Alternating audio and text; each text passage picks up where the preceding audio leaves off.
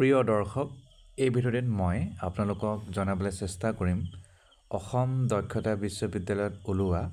চাকৰি বিজ্ঞাপনৰ বিষয়ে দৰং ডিষ্ট্ৰিক্টৰ আণ্ডাৰত আছে আসাম স্কিল বিশ্ববিদ্যালয় আৰু এই ডিটেইল নটিফিকেশ্যনটো আপোনালোকক মই জনাম আসাম স্কিল ইউনিভাৰ্চিটি চমুকৈ ASU Mongoldoy is the first government skill university of Assam established by the Government of Assam under the Assam Skill University Act 2020. Assam চৰকাৰৰ নিজা ৰাজ্যিক বিশ্ববিদ্যালয় হয় আৰু ইয়াৰ কেম্পাছ আৰম্ভণিত আছিল ITI বিৰুবাৰী গুৱাহাটীত আৰু মেইন কেম্পাছ মঙলদৈত মে 2025ত শিফ্ট হোৱা কথা আসাম স্কিল ইউনিভাৰ্চিটিৰ মেইন ফ'কাছটো হৈছে অসমৰ শিক্ষা ব্যৱস্থাত স্কিল এডুকেশ্যন ইক'চিষ্টেমটো ভৰোৱা আৰু জব অপৰচুনিটিজ ক্ৰিয়েট কৰা তলত বিভিন্ন প্ৰকাৰৰ এছিষ্টেণ্ট প্ৰফেচৰ পদ খালী হোৱাৰ কথা কৈছে তেওঁলোকৰ অফিচিয়েল ৱেবছাইট সকলো তথ্য পাব https://asu.ac.in ইয়াত পাব 1/1/2025 তাৰিখৰ পৰা মানে তাৰিখে এলিজিবিলিটি ক্ৰাইটেৰিয়া আৰু অন্যান্য ক্ৰাইটেৰিয়াটো ধৰা যাব এছিষ্টেণ্ট প্ৰফেচৰ 4টা পদ খালী কনচলিডেটেড ফিক্স পে পাব 90,000 টকা পাব ফিক্স পে বয়সৰ কোনো লিমিট নাই ৰিজাৰ্ভেশ্যন ST হিলছৰ এটা পদ ST প্লেনৰ এটা পদ OBC MOBCৰ এটা পদ আনৰিজাৰ্ভৰ এটা পোষ্ট তাৰপিছত চিনিয়ৰ ইনষ্ট্ৰাক্টৰৰ 4টা পদ খালী 36,000 ফিক্স পইচা পাব বয়স 45 বছৰ এজ লিমিট হয় মেক্সিমাম OBCৰ MOBCৰ এটা SCৰ এটা ST হিলছৰ এটা আনৰিজাৰ্ভৰ এটা ইয়াৰ বাহিৰে এছিষ্টেণ্ট প্ৰফেচৰ আপোনাৰ চাকৰি একাডেমিক লেভেল 10 কন্ট্ৰেকচুৱেল হ'ব ফিজিক্সৰ পদ খালী আৰু কেমেষ্ট্ৰিৰ খালী মেথমেটিক্সৰ খালী কমিউনিকেশ্যন এণ্ড ছফ্ট স্কিলৰ পদ খালী আৰু ইয়াৰ বাহিৰে চিনিয়ৰ ইনষ্ট্ৰাক্টৰৰ বাবেও কন্ট্ৰেকচুৱেল হ'ব physics chemistry mathematics communication and soft skill পদ খালী ওকে এতিয়া আমি আহোঁ যে ইয়াৰ বাবে কি কি শিক্ষাগত অৰ্হতা লাগিব যদি আমি এছিষ্টেণ্ট প্ৰফেচৰৰ কথা কওঁ তেতিয়াহ'লে কন্ট্ৰেকচুৱেল ফিজিক্সৰ বাবে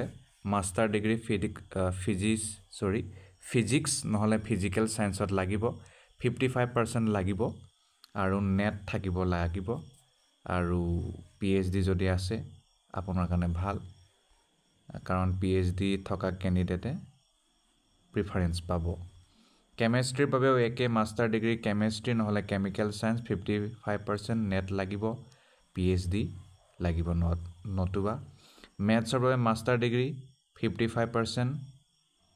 লাগিব নেট PhD থাকিলে ভাল কমিউনিকেশ্যন এণ্ড ছফ্ট স্কিলৰ বাবে আপোনাৰ ইংৰাজীত মাষ্টাৰ ডিগ্ৰী লাগিব master degree in English 55% mark আৰু নেটটো লাগিব বাৰু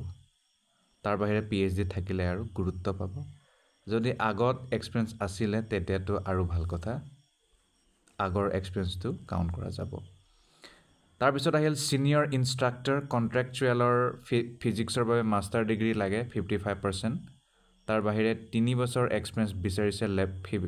ফিজিক্স লেবৰেটৰীত ইঞ্জিনিয়াৰিং ইনষ্টিটিউটত কাম কৰিলে বেছি ভাল নহ'লে বেচেলৰ ডিগ্ৰী আৰু 55% লাগে ফিজিকেল চায়েন্স কৰিলেও হ'ব 5 বছৰ এক্সপিৰিয়েঞ্চ লাগিব চিনিয়ৰ ইনষ্ট্ৰাক্টৰ কন্ট্ৰেকচুৱেল কেমেষ্ট্ৰিৰ বাবেও একেই কেমেষ্ট্ৰি লাগিব পঢ়া আৰু 3 বছৰ এক্সপিৰিয়েঞ্চ তাৰ নহ'লে 5 বছৰ হ'লে হ'ব মেথছৰ ক্ষেত্ৰতো একেই মেথ পঢ়া আৰু মেটলেব পাইথন এইবোৰ পঢ়া 5 বছৰ 3 বছৰ কমিউনিকেশ্যন এণ্ড ছফ্ট স্কিলৰ বাবে ইংৰাজীত মাষ্টাৰ ডিগ্ৰী কৰা ELTত কৰিলেও হ'ব 3 বছৰ এক্সপিৰিয়েঞ্চ লেংগুৱেজ লেবৰেটৰী যাতে পাৰে আৰু বেচেলৰ ডিগ্ৰী লাগিব নহ'লে ELT বা ইংৰাজীত মাষ্টাৰ ডিগ্ৰী কৰা 5 বছৰ এক্সপিৰিয়েঞ্চ হ'লে ভাল তাৰ বাহিৰে আপোনালোকে আনৰিজাৰ্ভ OBC MOBC হ'লে 1500 টকা এক্স ডিফেন্স হ'লে 750 SC ST প্লেন হিলছ হ'লে 1 টকাও দিব নালাগে Senior instructor বাবে unreserved OBC MOBC হলে 500 ex defense personnel হলে 250 SC ST plain hills হলে 0 এটকাও দিব নালাগে পইচাটো কেনেকৈ দিব পইচাটো দিব লাগিব আৰু PWD সকলো পইচা দিব নালাগে Assam Skill University saving account number দিয়া আছে 501 ইয়াত দিয়া আছে আপোনালোকে নিজে এটো ভিডিওটো পজ কৰি স্ক্ৰিনশ্বট মাৰি বা তেওঁলোকৰ ৱেবছাইটত গৈ এটো লৈ ল'ব আৰু অফলাইন যেতিয়া হাৰ্ড কপিটো পঠাব হেতু পঠাব লাগিব to the registrar Assam Skill University 3rd floor DECT building employment office complex Rihabari Guwahati Assam 9 May আগে আৰু সফট কপিটো পঠাব লাগিব careers@asu.ac.in 7 এপ্ৰিলৰ আগে আৰু খামৰ ওপৰত লিখি দিব application for the post of জিটো হয় আৰু হে পোষ্টটো নামটো লিখি পঠাই দিব গটিকে আশা কৰো আপোনালোকে গম পালে কেনেকৈ কি পদ খালি আৰু কেনেকৈ এপ্লাই কৰিব পাৰিব ধন্যবাদ